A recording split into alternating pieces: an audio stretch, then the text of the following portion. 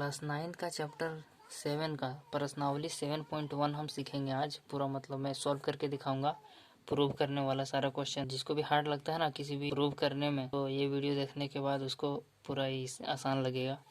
पूरा बेसिक से मैंने बताया है एक वीडियो में, इसके पहले वाले में, और प्लेलिस्ट में पूरा रहेगा इसका क्वेश्चन, आप लोग देख लेना वहाँ से। इस क्वेश्चन में हमारा दिया गया है कि चतुर्भुज ABCD ABC और D ऐसा ही चतुर्भुज बना हुआ है हमारा। AC बराबर AD है और AB कोण A को समद्विभाजित करता है।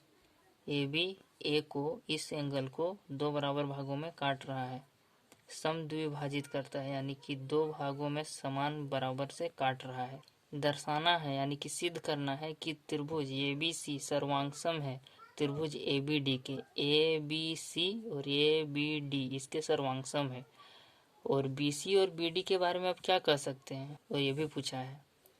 तो हम लोग इसको सॉल्व करते हैं। सबसे पहले तो जो भी प्रूफ वाला जो क्वेश्चन है, मैंने 6 चैप्टर में भी बताया है कि ये आपको क्या करना है कि लिखना है कि दिया है क्या क्या उसको लिखना है। दिया है AC बराबर AD है, AC बराबर AD है। AB कोण A को समद्विभाजित करता है, AB कोण A को समद्विभाजित करता है।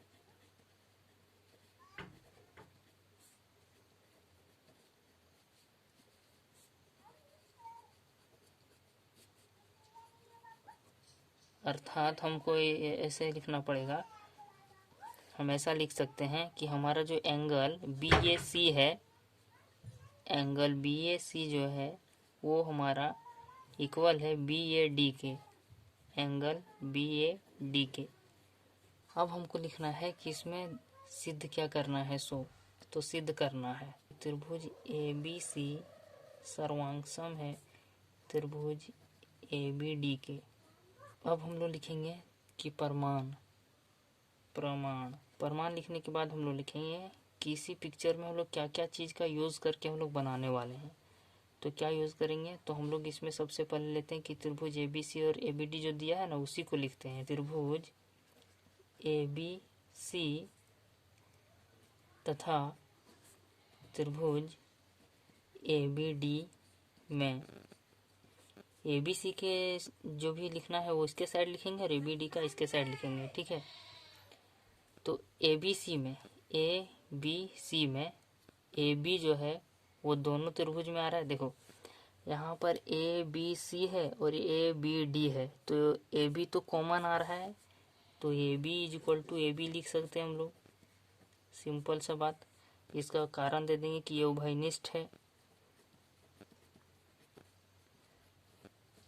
उभयनिष्ठ कहने का मतलब कि ये एक ही रेखा है जो कि दोनों में कॉमन हो रहा है, उसी को उभयनिष्ठ कहते हैं। अब हम लोगों को लिखना है कि एंगल के बारे में, जैसे कि साइड लिए ना और फिर एंगल लेंगे फिर साइड लेंगे, तो साइड एंगल साइड से हम इसको सर्वांगसम कहेंगे, ठीक है।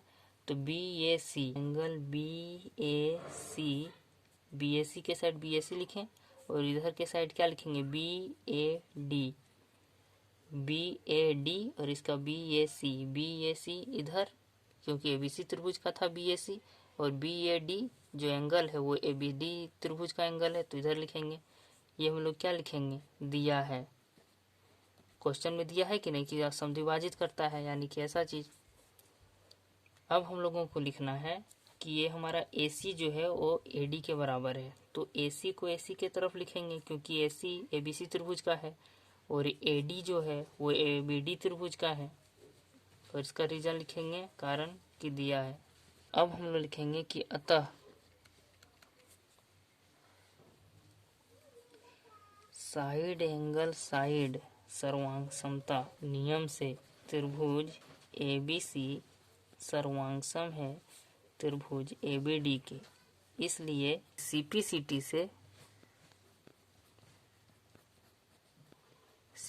से हम लोग क्या कर सकते हैं कि जो हमारा BC हो BD के बराबर है कि नहीं वो पता कर सके। तो BC BD बराबर है ही, करस्पॉन्डिंग दोनों का BC BD AB बराबर है कि नहीं, तो उसी तरीका BC BD बराबर है, BC बराबर है BD के, BC और BD बराबर है लिख सकते हैं। यही इसका आंसर है। यहाँ पे आप प्रूव्ड लिख सकते हो। ABCD एक चतुर्भुज है, AD और BC जिसमें कि बराबर है, ठीक है, और DAB CBA बराबर है, DAB और CBA यानी कि एंगल ए और बी बराबर है, ठीक है। सिद्ध करना है कि ABD सर्वांग है BAC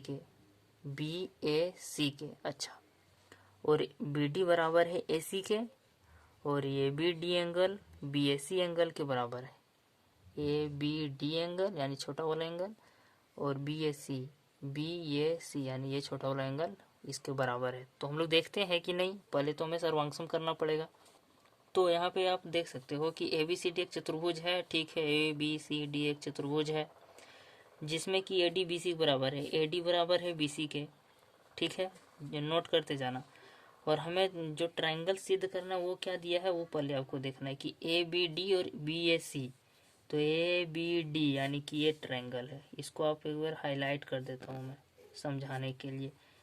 AB और D ये वाला एंगल मतलब ट्रायंगल त्रिभुज, ठीक है, ABD ये वाला त्रिभुज, और हमको क्या लेना है BAC ये वाला त्रिभुज, यानी कि देखो यहाँ पे उभयनिष्ठ हुआ कि नहीं, ये वाला साइड उभयनिष्ठ हुआ कि नहीं, दोनों में आ रहा है कि नहीं, इसी का यूज करना है, ठीक है, इसलिए मैं अभी बता रहा हूँ। ABD हमने त्रिभुज लिया जो कि हाईलाइट मैंने किया है, ध्यान से देखना यार थोड़ा सा देर के लिए, ठीक है। ABD और BAC देखो इस तरह मेरा हाथ का मूवमेंट देखना, सबसे पहले दिया है, क्या दिया है वो, उसके बाद हम आगे बताएंगे कि आपको सॉल्व कैसे करना है।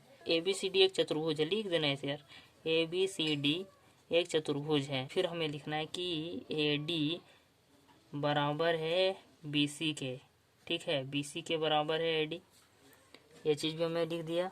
फिर अब दिया है कि हमारा एंगल DAB जो है वो बराबर है एंगल CBA के। अब सिद्ध करना है, हमें सिद्ध करना है पहला नंबर में कि त्रिभुज ABD जो है वो सर्वांगसम है त्रिभुज BAC के। दूसरा में हमें है कि BD जो है वो इक्वल है AC के। तीसरा में है कि एंगल ABD जो है वो इक्वल है एंगल BAC के। तो हम लोग यहाँ पे लिखेंगे प्रमाण, कुछ हमें करना है सर्वांगसम, वही उसी को हम लोग देखते हैं। तो ABD और BAC में त्रिभुज ABD और त्रिभुज BAC में, इसमें क्या हम लोग को इसमें दिखाई पड़ा है वो चीज़ हम लोग लिखेंगे। ABD त्रिभुज का ABD साइड लिखेंगे और BAC त्रिभुज का BAC साइड, उसका साइड और एंगल लिखेंगे, ठीक है, आपको भी ऐसे ही लिखना है। तो ABD में जो हमारा आएगा ABD में हम लोग क्या करेंगे कि हमारा AD इक्वल है BC के, ये दिया गया है, AD हमारा इक्वल दिया गया है BC के, कारण में लिखेंगे कि दिया है, तो हमने यहाँ पे एक साइड ले लिया इसका, ठीक है। ABD त्रिभुज में DAB CBA के बराबर है, DAB यानी कि ये एंगल DAB यानी इस त्रिभुज का है, तो इधर ही लिखेंगे angle DAB।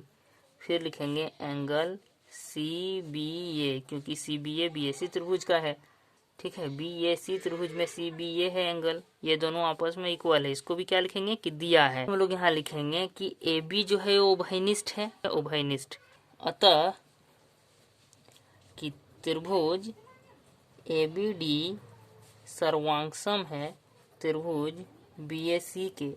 Side angle side सर्वांग समता नियम से हम लोग सर्वांगसम तो करते हैं। अब इन दोनों का भी आंसर हमको इसी से अब मिलेगा। अब लिखेंगे कि अब CPCT से, इसको मैंने पढ़ा दिया है, जो 7 चैप्टर का जो बेसिक है ना पहला वीडियो, उसी में बता दिया है कि CPCT से हमारा BD जो है वो बराबर है AC के। यहाँ पे देख सकते हो BD AC बराबर है, और इसलिए BD बराबर है AC, और एंगल जो है ABD ये भी बराबर है एंगल BAC के। ये दोनों जो है CPCT से प्रूव है, ठीक है, तो इसको प्रूव लिख सकते हैं। पहला दिया है कि ABCD एक तरभुज है, सॉरी, तो इसमें दिया गया है कि एसी